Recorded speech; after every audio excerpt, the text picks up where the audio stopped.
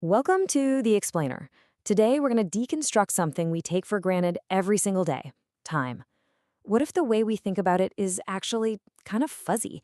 And what if that fuzziness is holding us back? Well, based on some amazing work by researchers Herman Aginis and Renee Becca, we're going to give you a powerful new lens to see your world. So let me start by asking you a question. Is having 1 year of experience the same thing as having one single experience that you've just repeated for an entire year? Just think about that for a second. The answer feels pretty obvious, right? Of course not. But a lot of the time, our language, the way we talk, treats them as if they are. And this simple question, it gets right to the heart of a huge problem. We use the single word time for a bunch of different ideas, and that can lead to some serious confusion. And hey, this isn't just an everyday problem for you and me. Listen to this. This quote from a research paper points out that even in the super rigorous world of science, decisions about when and how to measure things over time are often left to, well, intuition, chance, convenience, or tradition. Basically guesswork. So if the experts are struggling with this, it's no wonder the rest of us are too. So here's our game plan for today. We'll start by digging into the problem with time. Then I'll introduce you to a new framework to fix it. We'll do a deep dive into the 4 dimensions of that framework, show you how to think with it, and then we'll wrap up with your new temporal lens. Okay, first up, let's really unpack the problem. Because when our idea of time is fuzzy, it doesn't just get confusing, it actually leads us to make some big mistakes, what researchers call temporal errors. And these aren't just little slip-ups. This has real consequences. We can totally overlook important stuff, like how the timing of a job offer can be the difference between a yes and a no. We can misunderstand how things relate, like how something that feels good in the short term can actually be bad for us in the long run. And this all leads to drawing the wrong conclusions, either seeing a pattern that isn't really there, or maybe worse, missing a crucial one that only shows up later on. So, what's the solution? Well, it's pretty powerful. We have to stop thinking of time as one single thing. Instead, we're going to unpack it, break it down into 4 totally distinct concepts. This right here is the heart of the whole framework. And here they are, our 4 new tools for thinking. We've got duration, which is just how long something lasts. Then there's frequency, which is how often it happens. Next is timing, which is all about when it happens. And finally, we have sequence, which is the specific order things happen in. Let's dig into each one. All right, now for the fun part, the deep dive.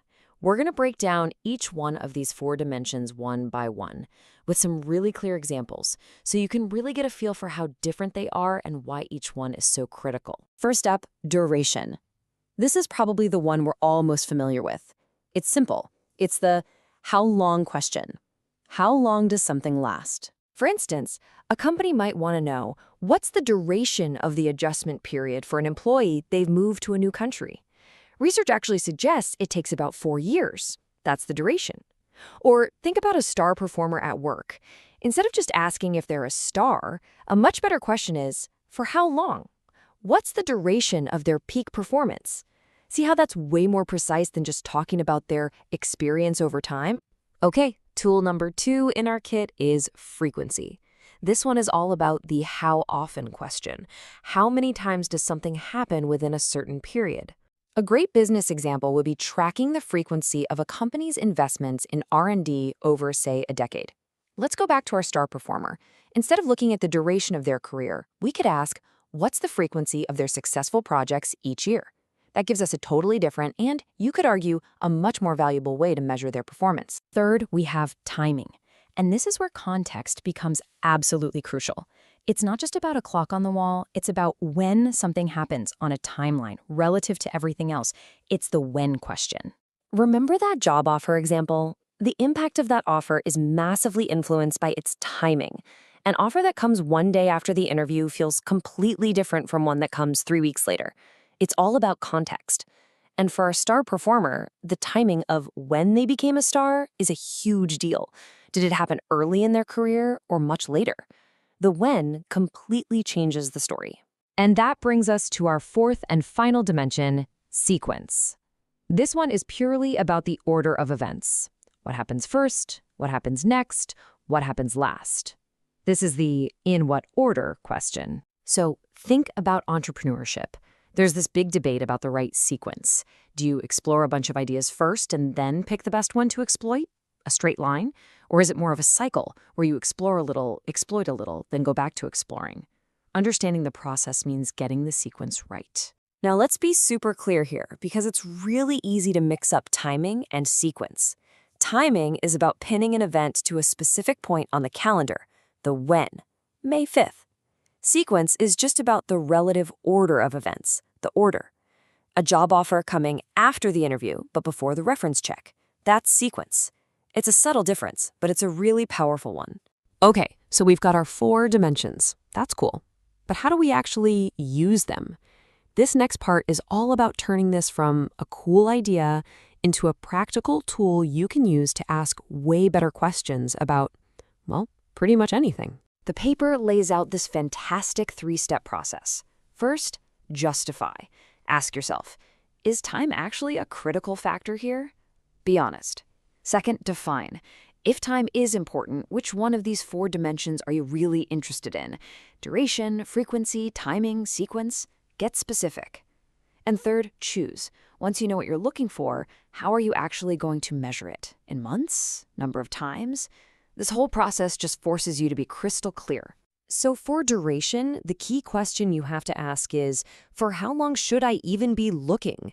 An effect might show up in seconds, like a pilot's reaction, or it might take years to unfold, like a whole company changing. For frequency, you have to ask, how often should I be checking in? If you only measure job satisfaction once a year, you might totally miss what's really going on. You might need to measure it monthly to see the real story. With timing, the big question is, when should I measure? You can't just measure at random. To see how a furlough impacts a team, you have to check morale before it happens, during it, and after it. And finally, sequence forces you to ask, in what order should I be looking at things? If you think a bad attitude leads to being late, which then leads to quitting, you have to measure those things in that exact order to see if you're right. Okay, let's bring it all home. How can you take this new temporal lens and actually start seeing your world differently? So here are the big takeaways. First, time isn't just one thing. It's a toolkit, and it has 4 different instruments inside: duration, frequency, timing, and sequence. Each one tells you a different part of the story. And when you learn to ask the right temporal questions, you get clearer insights and you make better decisions. And this isn't just for academics. You can apply this framework to your business, your personal projects, even just to make sense of the news. So I'm going to leave you with a final thought, a challenge. Think about some process at your job or a personal goal you have, or even a relationship. What happens when you stop just thinking about it over time and start asking specific questions about its duration, its frequency, its timing, and its sequence? What new things do you see?